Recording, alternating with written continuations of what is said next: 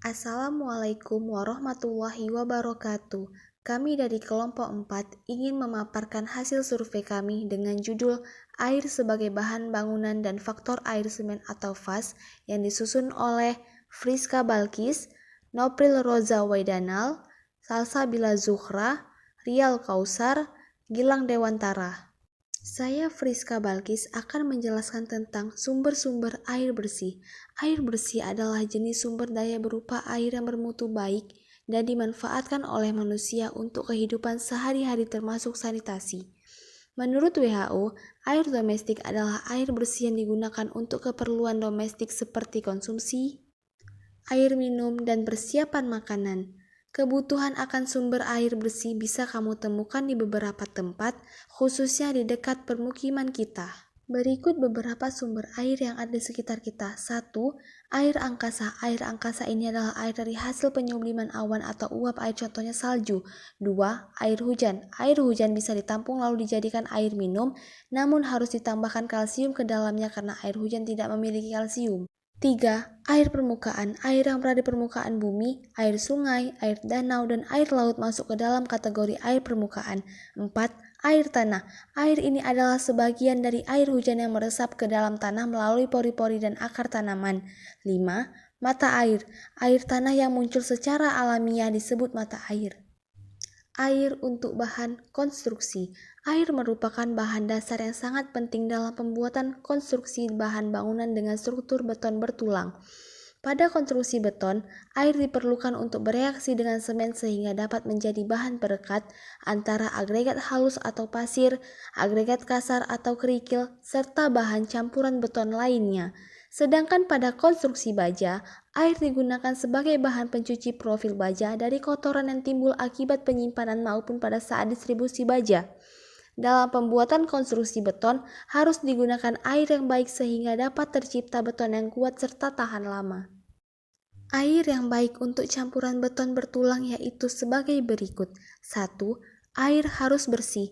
2. Tidak boleh mengandung lumpur lebih dari 2 gram per liter. 3. Tidak mengandung lumpur minyak dan benda terapan lain yang bisa dilihat secara visual. 4. Tidak mengandung garam yang dapat merusak beton atau asam organik lebih dari 15 gram per liter. 5. Tidak mengandung senyawa sulfat lebih dari 1 gram per liter. 6. Tidak mengandung klorida lebih dari 0,5 gram per liter.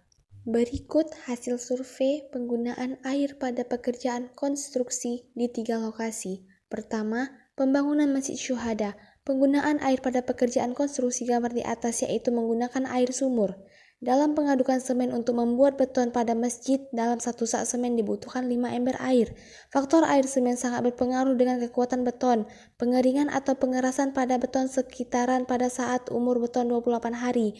Pengeringan semen pada beton dan lantai lebih cepat pengeringan beton karena volume air lebih sedikit.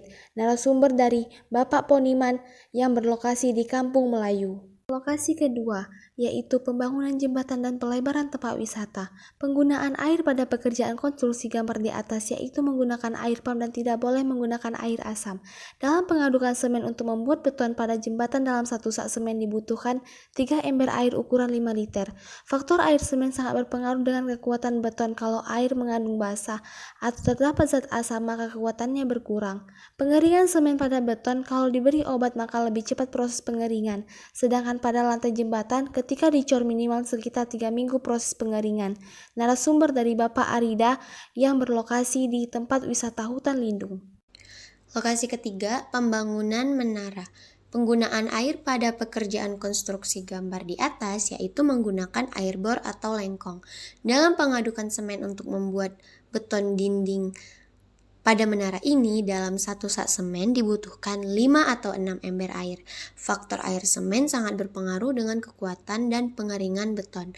Air semen menggunakan campuran obat agar cepat proses pengeringan dan pengerasan pada dinding menara, yaitu 1 kali 24 jam.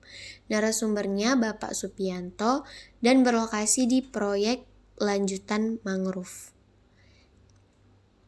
Jadi, kesimpulan dari makalah ini adalah air bersih tidak hanya dibutuhkan untuk kebutuhan pribadi manusia. Air bersih sangat dibutuhkan juga oleh suatu pekerjaan konstruksi. Faktor air semen juga sangat berpengaruh pada kekuatan beton. Dari ketiga lokasi yang telah kami survei, ketiganya tidak menggunakan air yang mengandung asam dan basa, tetapi menggunakan air bersih. Sekian presentasi atau pemaparan hasil survei dari kelompok kami. Lebih dan kurang kami mohon maaf. Wabillahi taufiq wal hidayah. Wassalamualaikum warahmatullahi wabarakatuh.